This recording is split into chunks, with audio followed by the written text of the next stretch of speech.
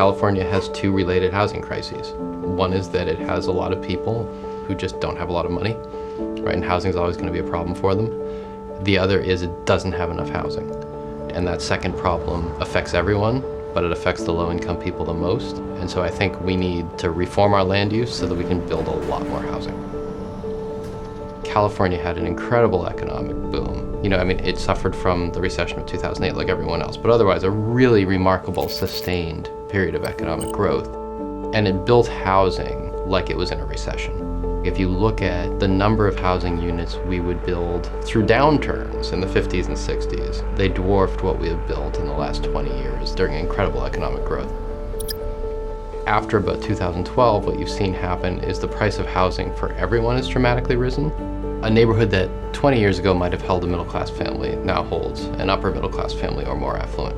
That middle-class family is pushed to a different neighborhood, and that moves on down the chain, and it contributes to not just incredible housing precarity and hardship by the lowest income people, but also our growing crisis of homelessness.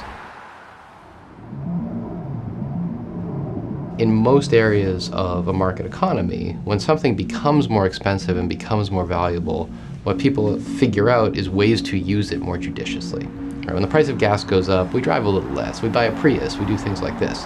What's happened in California is the price of land has gone up, and we can't use our land more judiciously because we have these rules that say nothing can be built on this big chunk of land except one housing unit.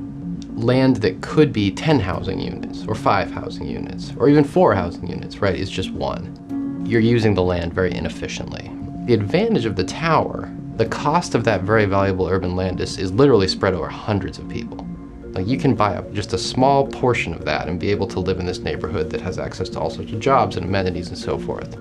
It's true that there isn't a lot of undeveloped land in cities like San Francisco and Los Angeles, but land can be redeveloped, and it should be redeveloped. And you have to allow the building in the place where the prices are highest. Some limits on development are completely sensible. I think almost everyone agrees we don't want factories next to kindergartens, and we can have consistency in height across a neighborhood and things like that. But at a certain point, what happens with zoning, it's just an instrument for people who are currently in a neighborhood to keep their neighborhood looking physically the same and keep other people out.